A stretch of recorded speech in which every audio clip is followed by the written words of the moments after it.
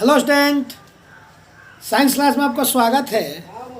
आइए आज हम लोग पढ़ेंगे वर्ग 10 के लिए जीव विज्ञान में पाठ 8 हमारा पर्यावरण। देखिए, ये जो पर्यावरण है ना, ये हमारे इर्द गिर्द की जितनी सारी भौतिक, जैव और अजैव कारक है, ये सब कुछ मिल करके जो हमें प्रभावित करते हैं और जिनसे हम अपना वर्क भी करते हैं, कहिए कार्य भी करते हैं। मान लीजिए आप मानव है, समझिए ऐसे, ये मानव है तो मानव के चारों तरफ क्या है, भौतिक कारक मिल जाएंगे आपको, जैव मिल जाएंगे, अजैव मिल जाएंगे, यही ना मिलेंगे। तो ये जो आपके चारों तरफ फैले हुए हैं जैव, भौतिक कारक, अजैव कारक, इनसे हम प्रभावित होते हैं। ये हमारे जीवन को क्या करते हैं, प्रभावित करते हैं।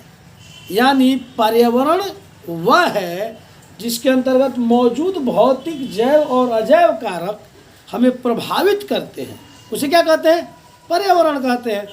फिर से एक बार, किसी भी जीव के चारों ओर, ऐसे समझिए, किसी भी जीव को, हम ही नहीं, पेड़ पौधा भी, पेड़ पौधा भी तो जीव है, हम ही तो जीव हैं। कोई भी जीव जंतु के चारों तरफ तीन प्रकार के ही चीज देखने को मिलता है आपको, एक जैव, एक अजैव, एक भौतिक कारक, और इनसे हम प्रभावित होते हैं और इन्हीं से दुनिया निर्मित है। अब देख लीजिए, पूरी दुनिया जैव, अजैव और भौतिक कारक से ही तो निर्मित है, और इसी को क्या कहते हैं, पर्यावरण कहते हैं। और ये पर्यावरण होते हैं तीन प्रकार के, जैव मंडल, थल मंडल और वायुमंडल। यानी जिसको आप कहते हैं अस्थल मंडल, अस्थल मंडल, जल मंडल और वायुमंडल। देखिए, हमने आपको क्या बताया पर्यावरण में, कि किसी भी जीव के चारों ओर, ये जीव है, मानव जीव है, इसमें पेड़ पौधा भी हो सकता है, ठीक है, इसके भी चारों ओर जो भौतिक कारक है, भौतिक कारक मतलब मिट्टी है, वायु है, जल है, ये सब क्या है, भौतिक कारक है ना। ये अजैव भी है, मिट्टी क्या है, अजैव है। तो अजैव कारक और जैव कारक, ये सभी मिलकर मानव की जिंदगी क्या करते हैं, प्रभावित करते हैं।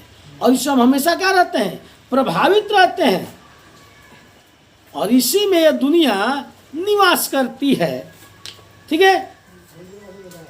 इसे हम क्या कहते हैं, पर्यावरण कहते हैं। कोई दिक्कत? देखिए, अगर पर्यावरण को बेसिक तौर पे लिया जाए ना, तो हमारे चारों तरफ जो कुछ भी दिख रहा है और जिससे आप प्रभावित होते हैं, जिसके अंदर आप निवास करते हैं, ठीक है, जहां आप निवास करते हैं और जिससे आप प्रभावित होते हैं। अब देखिए, मान लीजिए हम मानव है, हमारे तरफ चारों तरफ क्या है जी, पेड़ पौधे हैं, जल है, जल हम पीते हैं और जल हमको प्रभावित करता है। जल के बिना हमारा जीवन क्या होगा, अधूरा हो जाएगा, मर जाएंगे। पेड़ पौधे हैं, पेड़ पौधे अगर नहीं हमारे चारों तरफ है तो फिर ऑक्सीजन की कमी हो जाएगी, हम मर जाएंगे।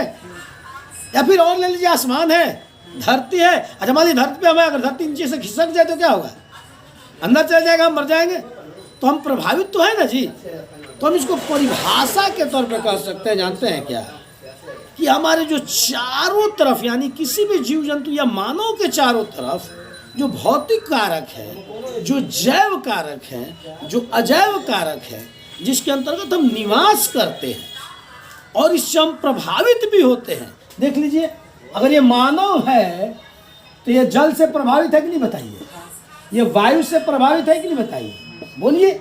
यही नहीं, भौतिक वातावरण में मृदा से प्रभावित है कि नहीं है। मृदा है तो इस पर खेती करता है मानव, अगर मृदा नहीं रहे तो खेती नहीं कर पाएगा, तो इसका पूरा जीवन प्रभावित होगा कि नहीं होगा, बताइए। अगर ये अन्न नहीं उपजाएगा तो क्या हम जिंदा रह पाएंगे? अगर ये जल नहीं रहेगा तो क्या मेरा अस्तित्व रहेगा इस पर? नहीं रहेगा। तो हम इसको परिभाषा के तौर पे कह सकते हैं कि किसी भी मानव जीवन के चारों तरफ उपस्थित जैव, भौतिक और अजैव वातावरण मिल करके जो जिसके अंतर्गत कहेंगे कि हम निवास करते हैं और जो हमें पूर्ण रूप से प्रभावित करता है, उसी को क्या कहते हैं?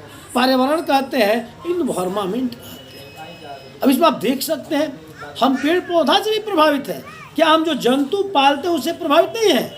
उससे हमको दूध नहीं मिलता है। अगर हमको दूध नहीं मिले तो क्या हमको पौष्टिक आहार मिल पाएगा? तो हमारा जीवन प्रभावित है कि नहीं है? है प्रभावित। तो हम देख सकते हैं मिट्टी से प्रभावित है, वायु से प्रभावित है। अरे इस पूरे जैव मंडल में जितने सारे जीव जंतु हैं सभी एक दूसरे से प्रभावित हैं, और अगर पर्यावरण के अंतर्गत रहते हैं तो उससे प्रभावित भी होते हैं।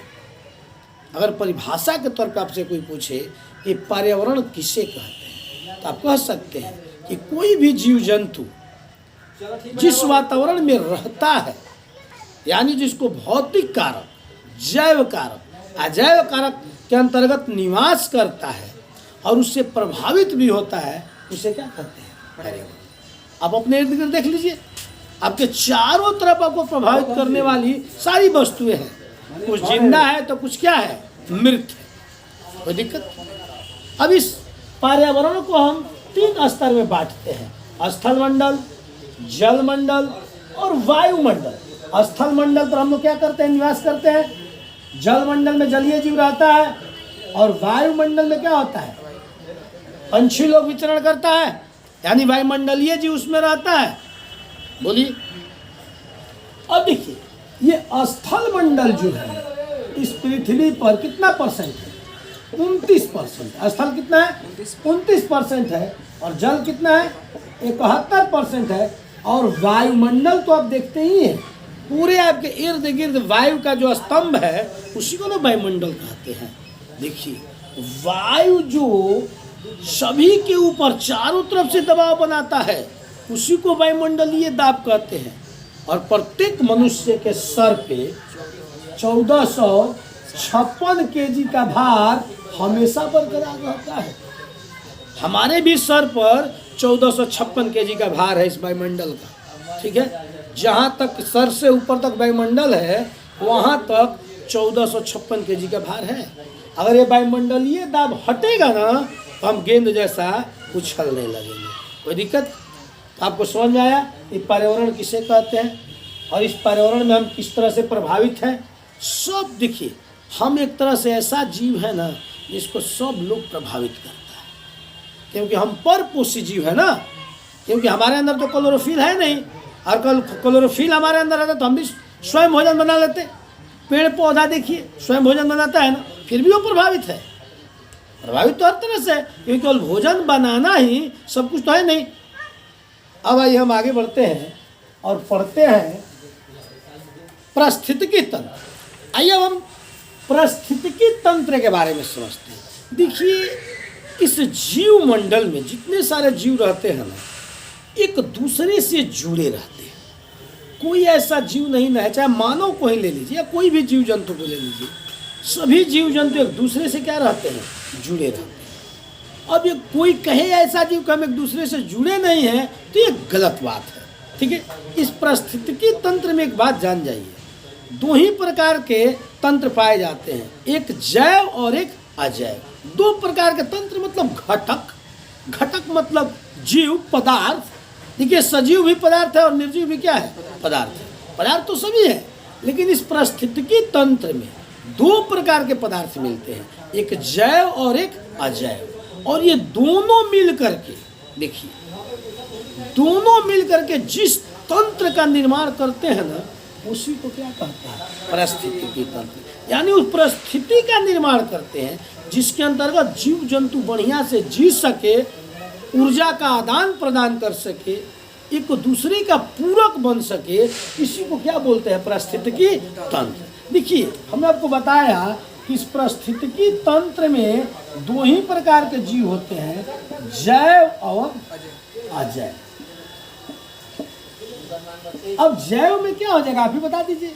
जैव में मानव हो जाएगा, बोलिए, पेड़ पौधा हो जाएगा,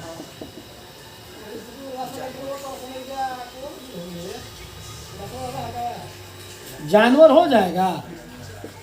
सूक्ष्म जीव तो है भी जी, सूक्ष्म जीव नहीं है जैव में, है। और अजैव में देख लीजिए आप, मृदा हो जाएगा, पानी हो जाएगा, बोलिए, और वायु हो जाएगा, और सारी चीजें हैं। तो हम कह सकते हैं कि पारिस्थितिकी तंत्र किसे कहते हैं?